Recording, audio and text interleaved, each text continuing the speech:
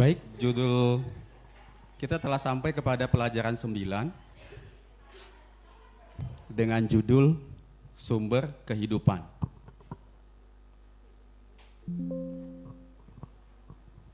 Nah, dari judul saya ada pertanyaan untuk kita renungkan.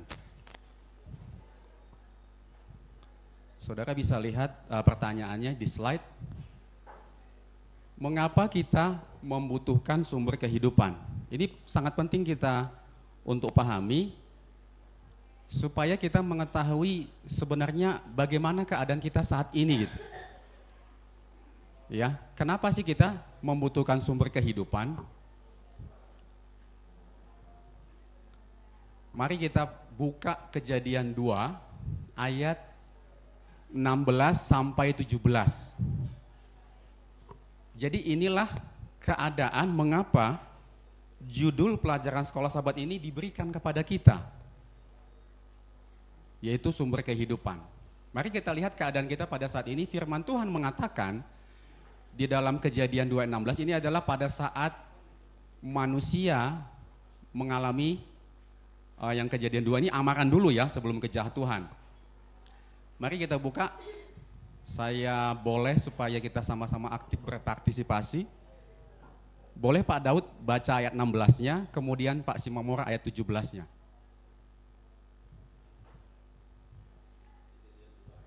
Iya, ada di slide. Kejadian 2 ayat 16 sampai 17.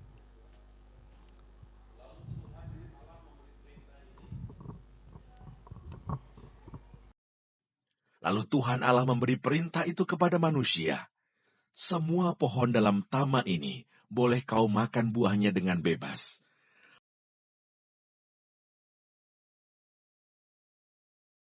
Tetapi pohon pengetahuan tentang yang baik dan yang jahat itu, janganlah kau makan buahnya.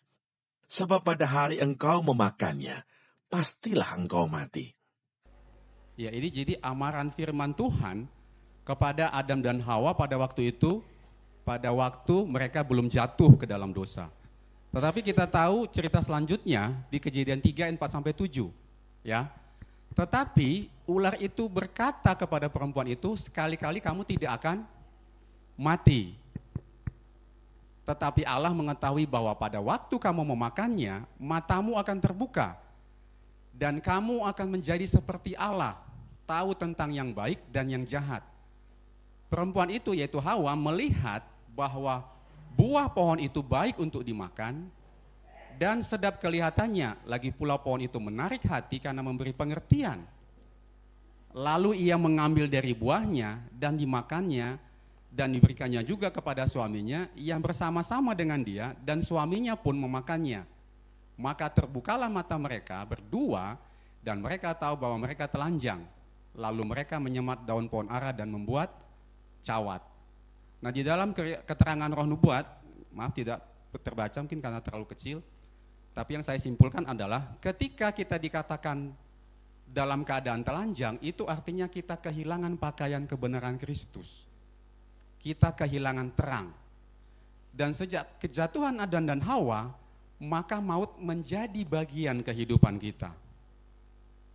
Nah, itulah makanya mengapa pelajaran kita memberitahu kepada kita di dalam pelajaran ke-9 ini bahwa ada sumber kehidupan. Ya, jadi keadaan kita dalam keadaan telanjang artinya kita dalam keadaan yang terperangkap dalam maut. Jadi kematian menjadi bagian dari kehidupan kita. Ya, itu yang menjadi pemikiran kita pada saat ini. Jadi kita menyadari bahwa kita dalam keadaan yang bisa mengalami kematian oleh karena apa? Kejatuhan kita kepada dosa, manusia yang jatuh ke dalam dosa. Kemudian, kalau begitu siapakah sumber kehidupan yang dimaksud di dalam pelajaran kita? Itulah ayat inti kita. Ayat inti kita katakan Yohanes 14 ayat 6.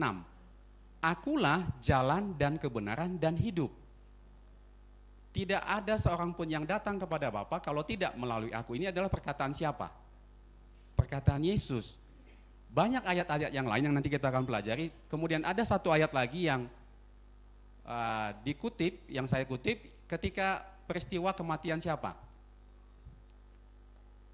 peristiwa kematian Lazarus. Di Yohanes 11 ayat 25 sampai 26, jawab Yesus, "Akulah kebangkitan dan hidup. Barang siapa percaya kepadaku, ia akan hidup." Jadi sumber kehidupan itu siapa? Yesus, dan setiap orang yang hidup dan percaya kepadaku tidak akan mati selama-lamanya. Percaya kau akan hal ini?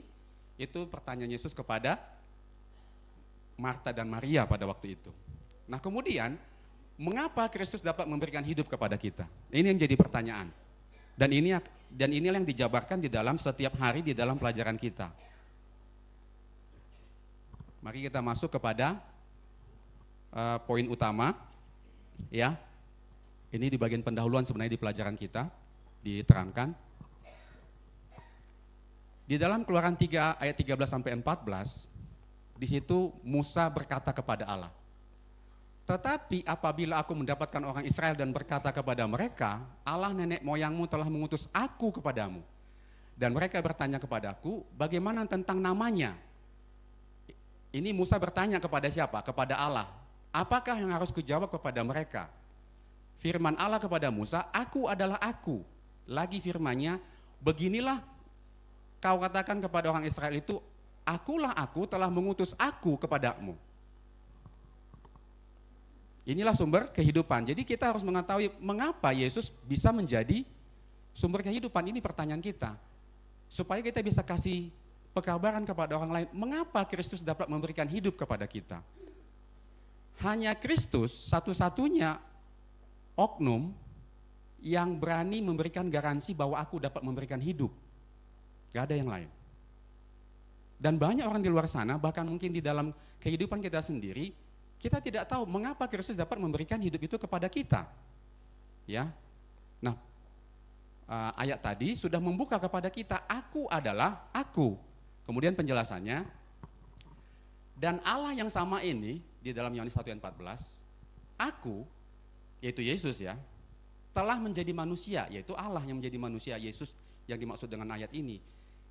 Dan diam di antara kita, dan kita telah melihat kemuliaannya, yaitu kemuliaan yang telah diberikan kepadanya sebagai anak tunggal Bapa, penuh kasih karunia dan kebenaran.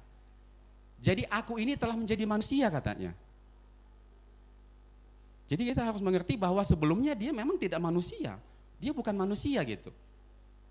Tapi dia menjadi manusia. Karena apa? Karena dialah yang menciptakan kita, dialah sumber kehidupan kita. Jadi kita harus mengetahui mengapa Yesus ini bisa memberikan hidup kepada kita. Kemudian di dalam bahasa Inggris katanya kata aku ini tidak mudah untuk kita boleh pahami. Tidak mudah untuk memahami keadaan ini, tetapi dalam bahasa Ibrani, saya tidak tahu bahasa Ibraninya persis apa, nanti di sini ada pendeta DV, yang maha besar aku atau aku adalah merujuk kepada karakteristik Allah kekekalannya. Jadi aku di situ tuh bukan sekedar bahasa aku biasa gitu, bukan. Di dalam bahasa Ibrani, aku ini adalah yang berarti dia yang telah ada, yang sedang ada, dan yang akan ada. Itulah yang menjadi pergumulan pada waktu bangsa umat Tuhan ini beradu argumen dengan siapa? Dengan Yesus pada waktu pelajaran yang sebelumnya. Bahwa aku telah ada sebelum Abraham ada. Karena aku adalah aku. Aku ini telah ada sebelum kamu ada gitu. Yang sedang ada dan yang akan ada. Kemudian penerjemahan ini sangat membantu kita. Tetapi teks yang akan kita lihat akan sangat menolong kita. Dia yang kekal, dia yang telah ada, Allah semesta alam adalah yang mengutusmu. Ini perkataan kepada Musa. Ingatlah bahwa yang berbicara kepada Musa pada saat itu adalah malaikat Tuhan. Yang berkata, akulah Allah. Ini berarti dia adalah Kristus Yesus. Jadi Yesus sudah pada waktu itu berbicara langsung kepada siapa? Kepada Musa, aku adalah aku. Aku sudah ada sebelum kamu ada. Aku sudah ada sejak zaman kekekalan, dan yang sedang ada dan yang akan ada. Itulah mengapa Yesus ini bisa menjadi sumber kehidupan kita. Kemudian, sekarang lihatlah perjanjian baru. Salah satu frasa yang paling sering diulang-ulang oleh Kristus adalah akulah. Orang-orang Yahudi dapat terhubung dengan lebih mudah daripada kita dengan akulah pokok anggur. Akulah gembala yang baik dengan aku yang agung. Dan mereka sangat marah karena Kristus menunjukkan keilahiannya dalam kemanusiaan. Lihatlah ilustrasi-ilustrasi didaktis yang dia gunakan untuk menghubungkan aku yang agung, yang adalah kekekalan, dengan umat manusia. Sehingga mereka dapat memahami bagaimana dia yang kekal itu sekarang datang untuk memberikan hidup yang kekal kepada kita. Jadi pemikiran sederhananya begini, saudara-saudara. Karena dia memiliki hidup kekal, maka kita meminta kepadanya.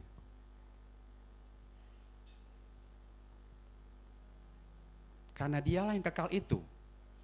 Nah, berarti saudara jangan maksudnya minta kepada yang lain yang tidak memiliki. Jadi kalau kita sudah di dalam Kristus yang sudah kekal, kenapa kita pindah lagi? Pindah lagi kepada memilih yang lain. Ini kecil, maaf saya baca aja. Ia menggunakan elemen-elemen pertanian dan manusia yang dekat dengan kita untuk menolong kita memahami bagaimana surga turun ke bumi. Sebagai contoh, ini banyak kata aku ya. Akulah kebenaran, akulah kebangkitan, akulah pintu, akulah pokok anggur, akulah roti hidup, akulah air hidup, akulah jalan, aku kudus, akulah bunga mawar Seron, akulah gembala yang baik, akulah Alfa dan Omega, akulah kehidupan. Aku yang agung adalah pemilik kehidupan, akulah yang kekal dan aku memberikan hidup kepadamu. Tetapi untuk menerimanya Anda harus melakukan beberapa hal. Akulah pintu, masuk melalui pintu yang berarti menerima Kristus. Akulah roti hidup, untuk hidup kekal makanlah roti hidup yaitu firman dan terimalah Kristus. Akulah air hidup, datanglah kepadaku dan minumlah untuk kebutuhan emosionalmu. Jadi saudara lihat banyak sekali kata aku di sini. Ya, selalu dia atau Yesus ucapkan kepada kita untuk menunjukkan keilahiannya bahwa akulah yang kekal itu yang datang kepadamu. Lalu mengapa Kristus dapat memberikan hidup kepada kita? Nah, inilah pertanyaan ini tadi yang sudah ditampilkan di bagian yang depan, dan inilah yang akan kita bahas dijabarkan di dalam pelajaran sekolah sahabat kita. Saya akan ambil poin-poinnya. Mudah-mudahan kita lebih banyak waktu untuk berdiskusi. Di hari Minggu, tadi kan pertanyaannya ini, mengapa Kristus dapat memberikan hidup kepada kita?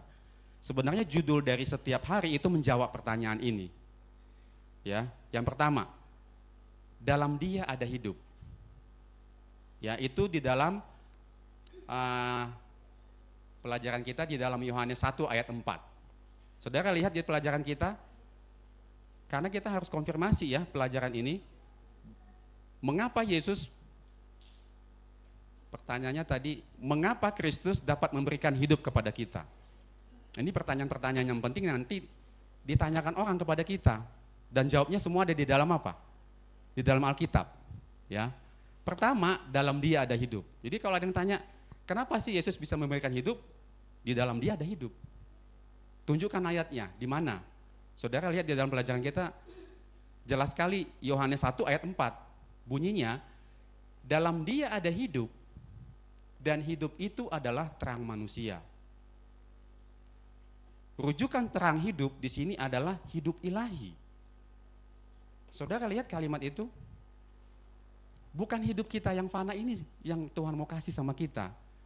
Makanya pada waktu Adam dan Hawa berdosa, setan katakan kepada Adam dan Hawa, sekali-kali kamu tidak akan mati katanya. Jadi pada waktu Adam melihat Hawa berdosa, benar kok dia masih hidup. Tapi sebenarnya hidup yang dimaksud adalah itu, yang di dalam pelajaran kita ini. Hidup ilahi. Artinya Adam dan Hawa mengalami kematian ilahi. Maksudnya tadinya hidupnya kekal, jadi tidak kekal lagi, jadi fana, jadi maut. Dia bisa mengalami maut, kematian. Jadi di dalam Dia hidup, ada hidup yang bagaimana? Pelajaran kita mengkonfirmasi hidup yang ilahi. Ya kita sekarang masih dalam keadaannya hidup, kita bernapas sekarang. Tapi mohon maaf, apakah hidup ilahi itu ada dalam kehidupan kita?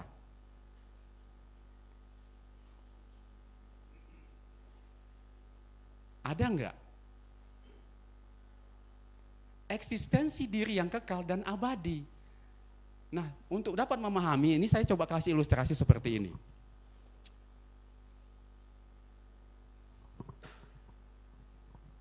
Saudara pernah ingat bagaimana muka Musa ketika dia bertemu dengan Allah? Atau bagaimana bangsa, atau bisa nggak manusia langsung bertemu dengan Allah? Tidak bisa. Musa saja bertemu dengan dia, Tuhan tidak menampakkan seluruh kemegahannya, keilahiannya, kemuliaannya. Tapi ketika Musa turun dari gunung setelah bertemu dengan Allah, mukanya apa? Bersinar. Tapi tidak ada satu pun manusia yang sanggup untuk berhadapan muka langsung dengan siapa? Dengan Allah. Oleh karena itu, karena manusia tidak sanggup bertemu dengan Allah, maka Allah menggunakan kemanusiaan. Benar nggak? Dia bungkus kealahan itu dengan daging dan darah supaya dia bisa hadir di tengah-tengah kita. Begitu kan metodenya? Supaya dia bisa memperkenalkan inilah karakter Bapa. Lalu Yesus hidup melayani bersama dengan umatnya selama 3,5 tahun, dan dia menunjukkan bagaimana Allah itu karakternya, sifatnya. Benar begitu kan? Sekarang yang sering kita tidak mengerti adalah metode terbaliknya. Saudara tahu apa yang saya maksud? Karena Bapa tidak bisa bertemu dengan kita, dia memakai wajah, maksudnya jubah manusia. Demikian juga dengan kita. Kita tidak bisa masuk ke surga kalau kita pakai jubah kemanusiaan, betul nggak? Jadi kita perlu menggunakan kembali jubah kebenaran itu, pakaian yang telah hilang itu yang sudah dirampas oleh setan di Taman Eden. Makanya, apa itu jubah kebenaran itu, keilahian itu? Yaitu hidup ilahi itu. Karena tidak bisa kita manusia berdosa naik ke surga dalam keadaan kita yang berdosa. Karena kita akan hangus. Makanya kalau kita baca buku para nabi dan bapak, Lucifer itu dibuang dari surga, itu adalah kasih karunia yang Tuhan berikan kepada Lucifer. Karena kalau dia tidak diberikan, dilempar ke sini, dia tidak bisa hidup di sana. Jadi karena kasihnya Allah lah, saudara bisa baca di buku Roh Nubuat, makanya Lucifer itu dibuang. Jadilah tempatnya di sini. Nah, oleh sebab itu kita juga demikian. Kita tidak bisa bertemu dengan Bapa, masuk ke dalam kerajaan surga, kalau kita tidak pakai jubah keilahian. Makanya itulah mengapa Yesus datang ke dunia ini untuk menenun jubah itu. Dia perkenalkan jubah itu kepada kita, supaya kita bisa mengenakan jubah itu yang adalah kebenaran Kristus, dan kita bisa masuk kemana? Ke surga. Betul nggak? Pertanyaannya, di hari Minggu, ada nggak hidup ilahi itu di dalam hidup kita? Karena kalau tidak ada, kita nggak bisa masuk ke sana. Ya. Dalam dia ada hidup, dan hidup itu adalah terang manusia. Rujukan terang hidup di sini adalah hidup ilahi, eksistensi diri yang kekal dan abadi. Karena dia memiliki hidup dalam dirinya sendiri, dia dapat memberikan nyawanya dan dapat mengambilnya kembali. Ini salah satu kunci kalau kita mau menjawab teman-teman kita yang lain, saudara. Masa sih Allah mau mati katanya? Ini jawabannya. Di dalam dia ada hidup, dia dapat memberikan nyawanya dan dia dapat mengambilnya kembali. Luar biasa ayat ini ya. Ayat ini sudah bisa menjelaskan kepada saudara kita, masa sih Allah bisa mati? Ayat ini aja kasih. Di dalam dia ada hidup, dia memberikan nyawanya dan dia berkuasa untuk mengambilnya kembali. Ya. Dan karena dia memiliki hidup di dalam dirinya, dia dapat memberikan kehidupan kepada siapa yang dikehendakinya. Ya, di sini ada ayat perbandingan. Itu di hari Minggu. Kemudian ada pertanyaan di hari Minggu, mengapa Yesus datang ke dunia ini? Itu ada beberapa ayat. Kalau kita baca satu ayat, sebenarnya ayat itu semuanya sama jawabannya. Saya simpulkan jawabannya adalah, mengapa Yesus datang ke dunia ini? Pertanyaan di hari Minggu, supaya kita mempunyai hidup kekal. Tapi kita lihat bagaimana umatnya menyambut ketika dia mau memberikan hidup. Apakah itu sambutan yang sama yang kita berikan kepada Yesus? Mudah-mudahan tidak ya. Kemudian hari Senin, perkataan hidup yang kekal. Di dalam Yohanes 6:68, perkataanmu adalah perkataan hidup yang kekal. Nah, jadi mengapa Yesus bisa menjadi sumber hidup? Ini jawabannya. Yohanes 6:68 juga bisa menjadi jawabannya. Apa itu perkataanmu? Firman. Ya, dengan secara literal kita katakan Alkitab. Jadi semakin kita membaca Alkitab, berarti kita semakin mengenal hidup kekal. Semakin kita tidak baca Alkitab atau jarang, berarti kita semakin menjauhkan diri kita dari hidup kekal. Jadi panggilannya apa? Mari kita sering membaca Alkitab. Karena kita bisa ganti kalimat itu, Alkitab adalah perkataanmu, adalah perkataan hidup kekal. Kenapa kita nggak meluangkan banyak waktu kita untuk mempelajari firman Tuhan? Ini di hari Senin. Supaya kita lebih banyak diskusi dan tambahan. Kemudian, percaya dan kelahiran baru. Saya hanya ambil poin-poinnya nanti di tiap pelajaran supaya nggak terlalu lama. Yohanes menulis Injilnya agar kita percaya kepada Yesus, dan dengan percaya kita memiliki hidup yang kekal dalam namanya. Dengan percaya kita memiliki hidup kekal. Tapi ini bisa di screening lagi. Kita semua percaya, kita semua beriman, tapi kita berbuat enggak? Dalam Yohanes 1 ayat 12 dan 13, proses ini dijelaskan dalam 2 langkah. Pertama, kita menerima Dia, percaya kepadanya. Kedua, Dia memberi kita otoritas atau kuasa untuk menjadi anak-anak Allah, yang digambarkan dalam ayat 13 sebagai diperanakkan oleh Allah. Saudara lihat kalimat itu, diperanakkan oleh Allah. Apa artinya? Kita ini menjadi anak-anak Allah, diperanakkan oleh Allah. Artinya apa? Nah, itu judulnya kelahiran baru. Lahir baru itu gimana? Pengalaman Nikodemus. Apa pengalaman Nikodemus? Lahir baru itu artinya apa? Membuang pakaian yang lama. Pakaian di dalam kejadian, di dalam ayat tadi yang kita baca kejatuhan di Taman Eden, pakaian lama itu apa sih? Itu tadi yang Adam pakai cawat.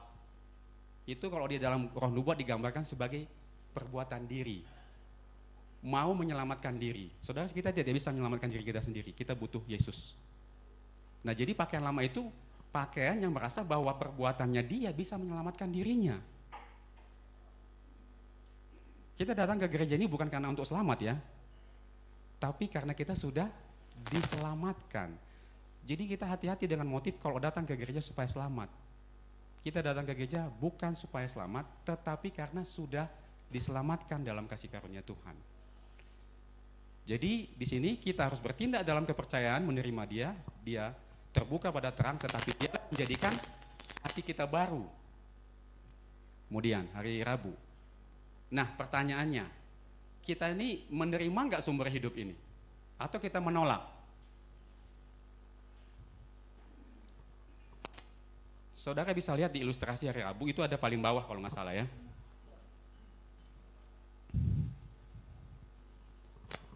Saudara, bangsa Israel ini, umat Yahudi ini, umat Tuhan nggak? Umat Tuhan. Tapi kalau kita lihat pelajaran hari Rabu, mereka umat Tuhan yang menurut nggak? Bagaimana dengan kita? Dosa orang Ibrani ketika mereka berada di Kades Barnea adalah meragukan firman Tuhan. Allah telah meminta mereka untuk pergi dan menduduki negeri itu. Kita ingat ceritanya, 10 mata-mata memilih tidak. Sedangkan berdasarkan bukti-bukti yang sangat banyak dari sudut pandang manusia, jadi dia memilih tidak berdasarkan sudut pandang manusia katanya. Tetapi 2 mata-mata memilih iya, berdasarkan iman mereka pada kuasa firman Tuhan yang luar biasa. Jadi di dalam gereja ada gambaran 2 umat yang ada di hari Rabu. Kita ini yang 10 atau yang 2? 50-50. Ya. Ketika bangsa Israel pada waktu itu menolak firman bahwa aku menyertai kamu dan aku akan memberikan kemenangan kepadamu, itu berarti menolak sumber hidup, pelajaran hari Rabu. Kemudian hari Kamis, penghukuman. Barang siapa percaya kepadanya, ia tidak akan dihukum. Barang siapa tidak percaya, ia telah berada di bawah hukuman, sebab ia tidak percaya dalam nama Anak Tunggal Allah. Sebab barang siapa berbuat jahat membenci terang itu supaya perbuatan-perbuatan yang jahat itu tidak tampak. Tetapi barang siapa melakukan yang benar ia datang kepada terang supaya menjadi nyata bahwa perbuatan-perbuatannya dilakukan dalam Allah. Bandingkan dengan Yohanes 1 ayat 10. Kemudian penolakan terhadap Kristus terang dunia membuat kita terbuka terhadap keraguan dan godaan setan. Ini berarti paling dari terang kepada kegelapan. Hawa diberi terang tentang bagaimana berhubungan dengan pohon di tengah taman. Iblis mencobai Hawa untuk mempertanyakan terang itu. Dia menguji firman Allah dengan alasan bahwa Allah yang penuh kasih tidak akan membiarkan makhluk yang dia ciptakan. Dia juga mengandalkan data dari inderanya. Ular itu telah memakan buah itu dan sekarang ia memiliki kuasa untuk berbicara. Mungkin ular itu benar jika saya mengambil bagian dari buah itu. Saya bisa menjadi seperti Allah karena tertipu. Dia berpaling dari terang dan suaminya memilih jalan yang sama. Nah, kalau kita lihat di sini, ya saya mau kasih satu pemikiran begini. Tidak pernah manusia jatuh ke dalam dosa dan kesalahan yang dia perbuat tanpa ada amaran dari Tuhan. Itu saudara bisa lihat contohnya banyak di Alkitab. Saya mau kita aplikasikan kepada hidup kita. Jadi kalau kita jatuh ke dalam dosa, itu tidak pernah tanpa Tuhan kasih amaran, itu maksud saya. Jadi sebelumnya sudah ada amaran yang diberikan kepada kita. Contohnya di sini Hawa. Karena kalau tidak ya kita nggak adil dong Tuhan itu. Ya, contohnya di sini Hawa. Hawa diberi terang tentang bagaimana berhubungan dengan pohon itu di pelajaran kita. Lalu iblis datang menggoda. Lalu Hawa jatuh. Lihat. Pada waktu Hawa jatuh sebelumnya sudah ada amaran. Betul nggak? Ada contoh yang lain. Contoh yang lain misalkan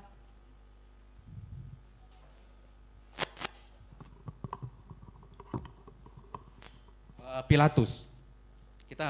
Ini Pilatus bukan orang, ya bukan umat Tuhan lah ya, secara ini dibilang di dalam pelajaran Alkitab. Saudara ingat pelajaran Pilatus, kita udah belajar beberapa sahabat yang lalu mengenai Pilatus. Pilatus katakan, aku tidak mendapati kesalahan pada Yesus. Saudara lihat, pada waktu sebelum Pilatus ini diundang untuk mengeksekusi Yesus, Tuhan kasih amaran sama Pilatus. Saudara ingat amarannya? Lewat siapa Bu Mandula? Opung? Lewat istrinya. Sebuah inspirasi ilahi, malaikat datang kepada istrinya. Jangan kau apa-apakan orang ini. Orang ini tidak berdosa, tidak salah. Tapi saudara lihat Pilatus, aku tidak mendapati kesalahan padanya katanya. Tapi dia tetap juga hukum Yesus. Saudara lihat, bahkan orang bahkan orang yang di luar sana pun, sebelum dia melakukan dosa, Tuhan kasih apa? Kasih amaran dari istrinya. Bagaimana dengan kita? Ya mungkin kita dapat amaran dari Tuhan, tapi melalui teman-teman, bisa melalui pendeta, bisa melalui ketua jemaat, bisa melalui gembala, bisa melalui istri kita, anak kita, teman anggota gereja kita, sahabat kita yang ada di gereja ini. Tuhan kasih amaran kepada kita, lalu kita melakukan dosa. Pada waktu kita melakukan dosa, oh iya benar. Pilatus pasti menjawab, benar kata istri saya. Kenapa saya nggak ikut nasihat dia gitu? Betul nggak? Saudara lihat apa yang terjadi sama Pilatus? Matinya juga naas. Pelajaran keduanya, kalau itu berhubungan dengan kebenaran, lebih baik kita kehilangan posisi karena kebenaran, daripada pada akhirnya juga akan apa? Hilang. Saudara lihat pelajaran Pilatus? Kalau dia mendengar istrinya berbicara, dia akan kehilangan posisi. Benar nggak? Dia akan diganti oleh pemerintah Roma. Tapi hidup ilahi itu dia dapat. Benar nggak? Pada saat dia mempertahankan posisinya, hilang juga posisinya. Nah, saudara mau pilih yang mana kehilangan posisi?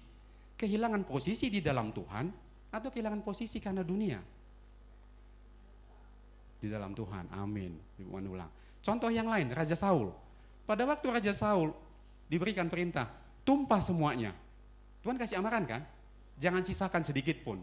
Apa yang dilakukan oleh Saul? Rajanya dia nggak bunuh. Saudara lihat, setiap dosa yang kita lakukan tidak pernah tanpa amaran yang Tuhan berikan. Itu artinya kita tidak lagi bisa apa? Berdalih. Aku udah kasih tahu sama kau. Kalau kita jalan ke sana misalkan, Pak di situ jangan ada jurang, jembatannya putus, tapi kita tetap jalan, ya salah kita kan gitu kan? Karena dia dikasih tahu.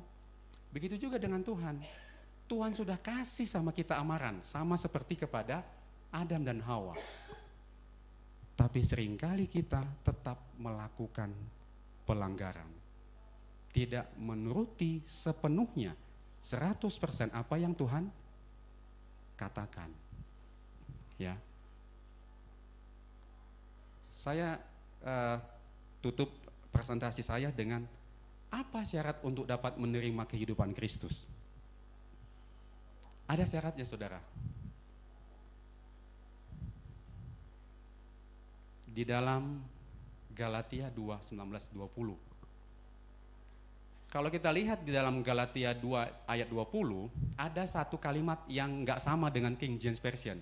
Saudara bisa lihat kalimat itu nggak sama. Makanya saya kasih merah. Kalau di dalam versi King James Version, aku telah disalibkan dengan Kristus itu masuk ayat 20. Saudara lihat. Jadi syaratnya adalah yang saya merahin. Jadi diri kita ini harus apa? Disalibkan. Apa artinya disalibkan? Bukan lagi aku yang hidup, tetapi aku hidup, bukan lagi aku sendiri yang hidup, melainkan Kristus yang hidup di dalam aku. Syarat untuk menerima kehidupan Kristus, dia tidak bisa masuk ke dalam hidup saudara kalau diri kita masih hidup. Tuhan katakan hari perbaktian yang benar adalah hari Sabat. Tetap aja kita misalkan berhari Minggu, ya berarti keinginan diri yang dimasukkan kan? Nggak bisa di situ Yesus hidup. Benar nggak? Kemudian, betapa penuhnya kepenuhan yang diungkapkan dalam kata-kata, akulah terang dunia, akulah roti hidup, akulah jalan kebenaran dan hidup, akulah gembala yang baik, aku datang supaya mereka mempunyai hidup dan mempunyainya dalam segala kelimpahan. Hidup ini adalah apa yang harus kita miliki dan kita harus memilikinya lebih berlimpah. Tuhan akan menghembuskan kehidupan ini ke dalam setiap jiwa yang mati bagi diri sendiri dan hidup bagi Kristus. Jadi Tuhan tidak akan hembuskan hidup ilahi itu, hidup kekal itu kalau diri kita nggak mati. Susah, saudara saya juga sama istri saya nggak mau saya kalah sama istri saya. Saya mau yang sayang benar. Bukan kamu yang salah, enggak kamu yang salah, enggak. Nggak ada yang mengalah kan. Ya, dalam keluarga saya kemarin saya menghadiri pernikahan. Ya, banyak di dalam keluarga, lalu ada tulang saya berbicara kepada saya, kepada kita semua. Kita ini saudara bersaudara, semuanya merasa dirinya yang benar. Nggak ada yang mengatakan begini, udahlah saya yang salah, maafkan saya. Sudahlah, kita perbaikilah supaya hidup kita lebih baik. Enggak ada. Semua dirinya masih apa? Masih hidup. Saudara-saudara, bagaimana bisa Yesus hidup di dalam kehidupan kita kalau diri kita nggak mati? Ini tadi Galatia 2:9. Kalau diri kita belum disalibkan dengan Kristus, bagaimana? Nggak bisa. Jadi panggilan pelajaran sekolah sahabat pada sahabat ini adalah supaya kita bisa menerima sumber kehidupan itu, yaitu Yesus Kristus, kita harus mati diri. Kalau kita dinasihatin, banyak kan orang dinasihatin, enggak, bukan begitu, salah kamu, ini yang benar. Dan orang yang merasa dirinya benar tidak pernah bisa dikasih masukan. Saya punya pegawai, orang yang maju adalah orang yang mau mendengarkan kata-kata saya. Dia mematikan dirinya. Karena saya juga kemarin ada ngomong sama anak Unai, Dia datang kerja ke kantor, tapi konsep yang dia pakai itu yang mau diterapkan di perusahaan. Sedangkan perusahaan punya policy sendiri. Terpental dia, keluar.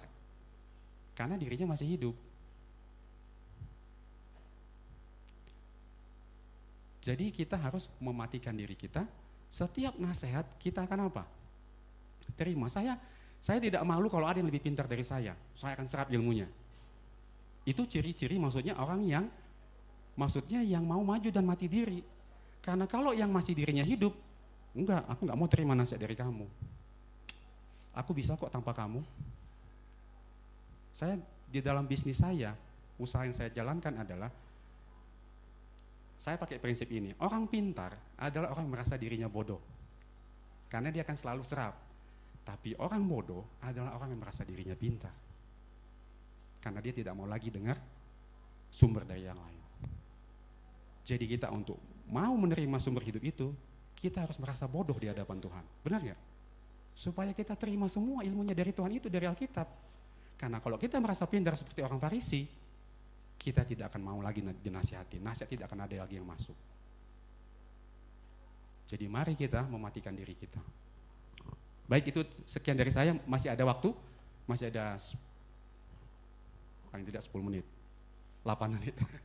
Kata Rara, jangan curi waktu. Tolong dirinya jangan hidupkan. Baik, silakan. Pendeta.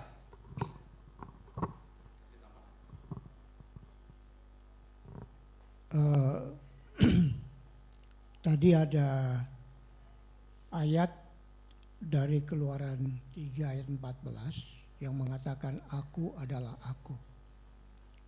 Itu dalam bahasa Ibrani-nya adalah Ehye, Asar Ehye. Ehye, Asar Ehye.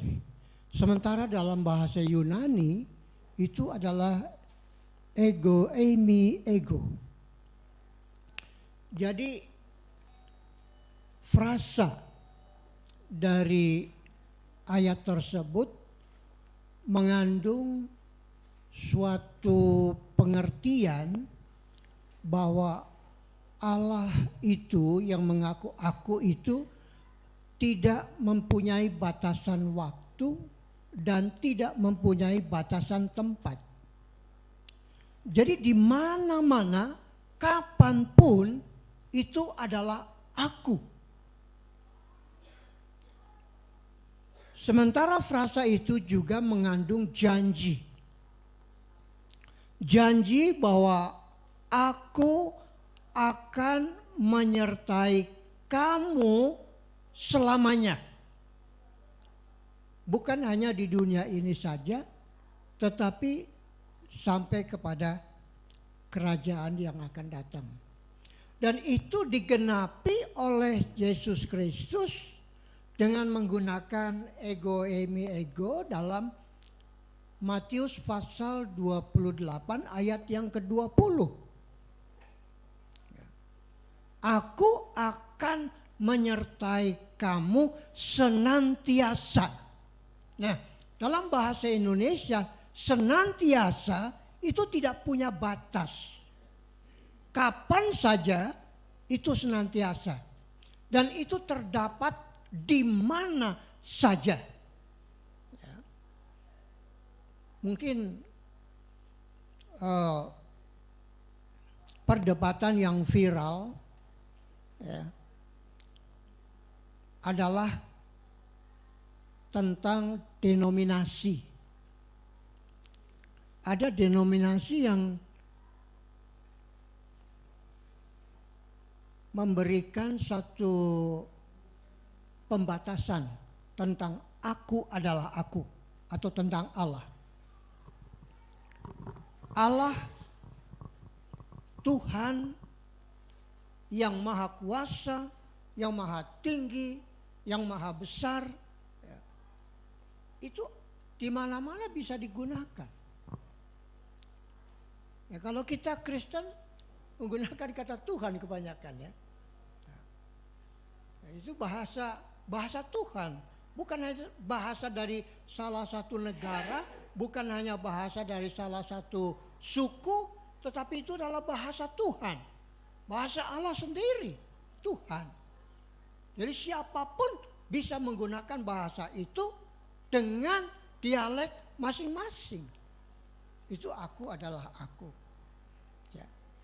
Ada beberapa poin yang saya ingin coba ya.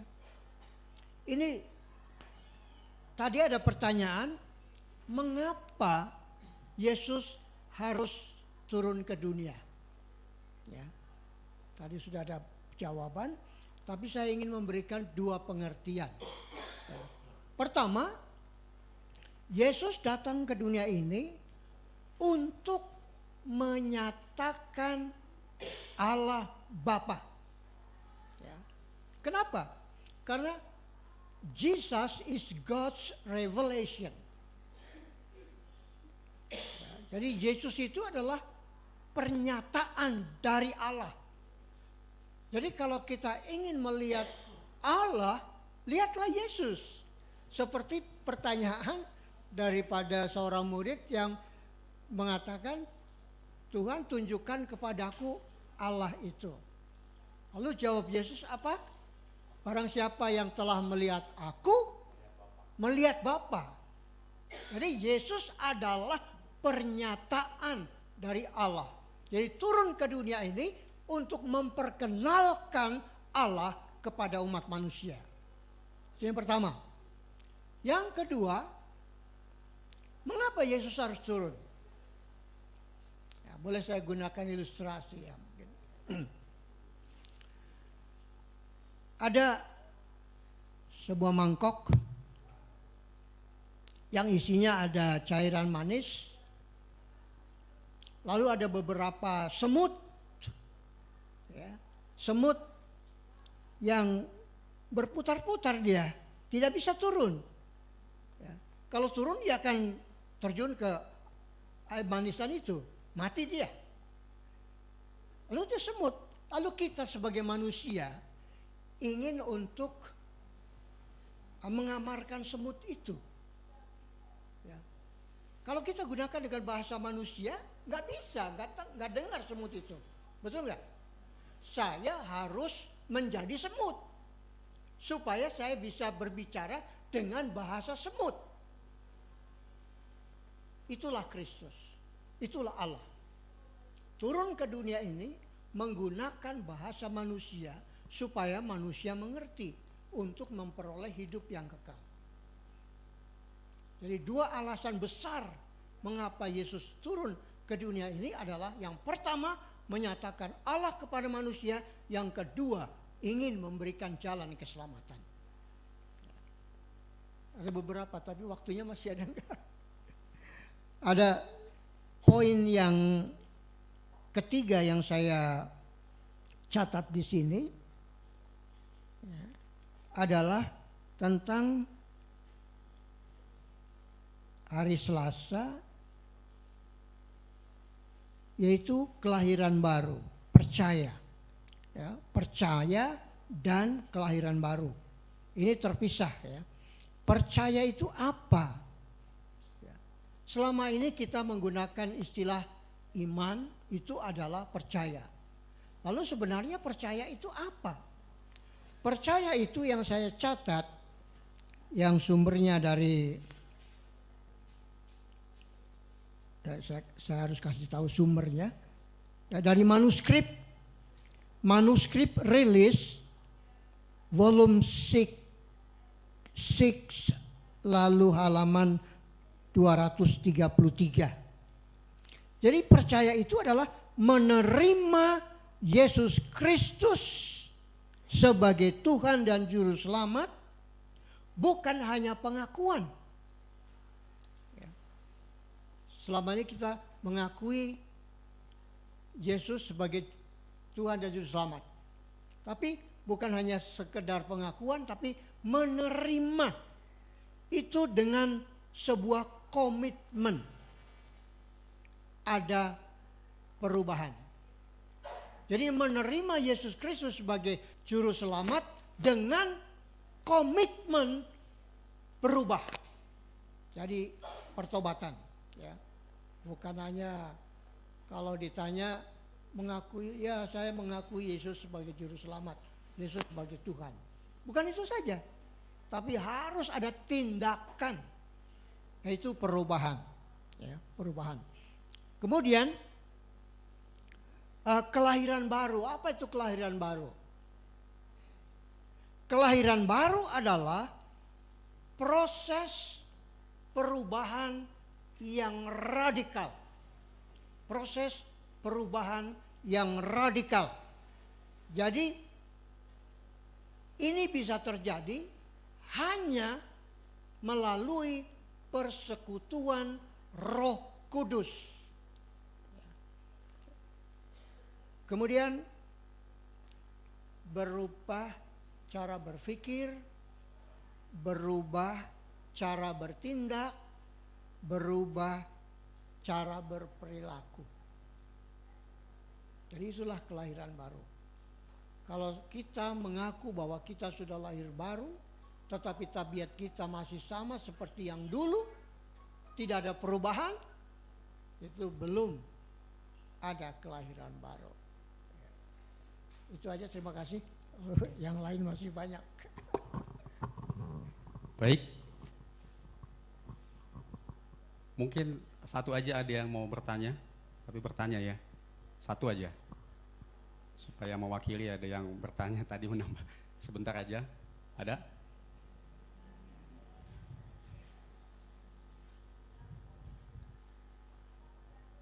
Stop. Nanti kalau gitu pertanyaannya sambil makan ya. Baik, ada satu poin yang saya kelewat di hari Kamis.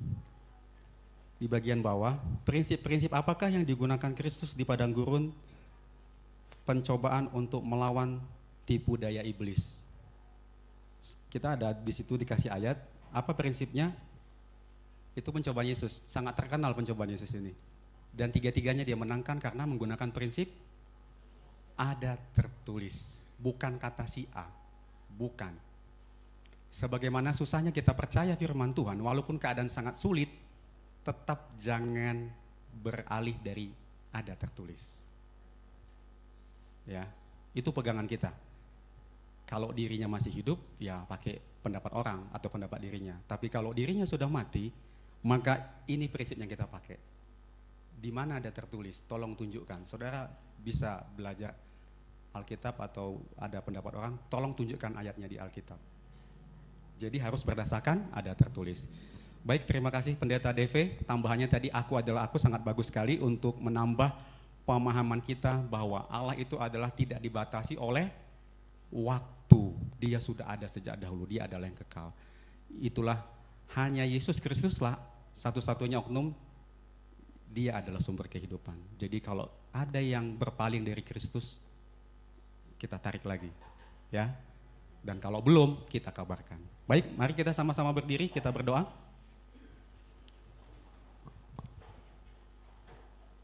Boleh Pendeta DV berdoa? Bapa di surga, kami naikkan puji syukur di hari Sabat pagi ini, di mana Tuhan telah mengirimkan Rohul Kudus kepada kami untuk mempelajari firman-Mu.